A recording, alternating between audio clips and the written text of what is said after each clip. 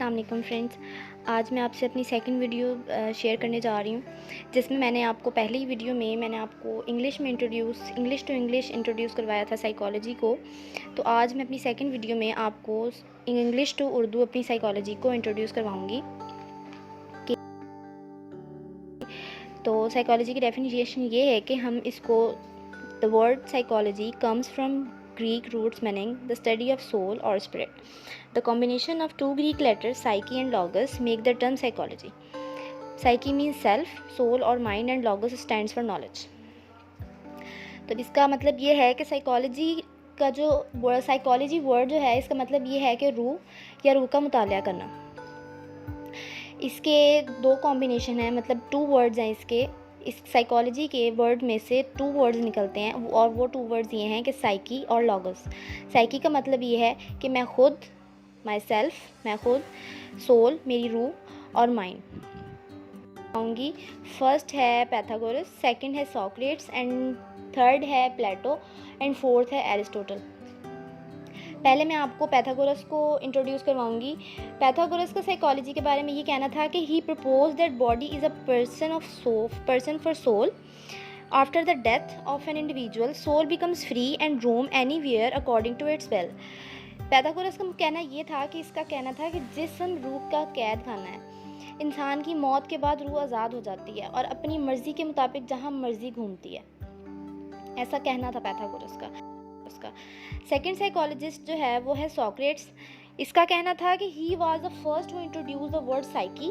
He advocate the body is greater than soul. He believe the soul is immortal and not the body.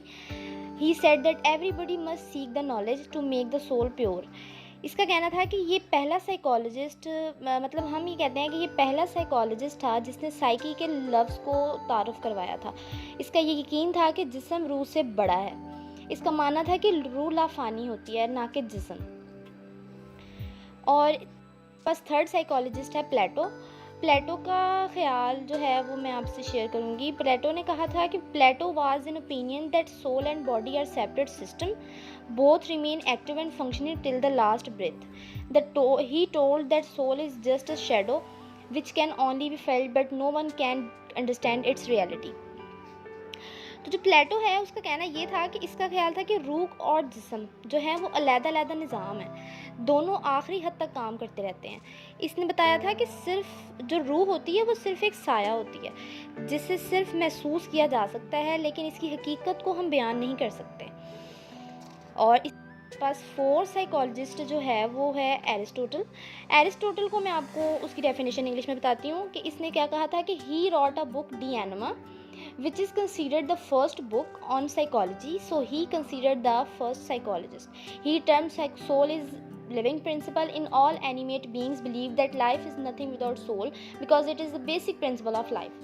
Aristotle जो है उसने अपनी पहली book लिखी थी और वो थी डी एनिमा।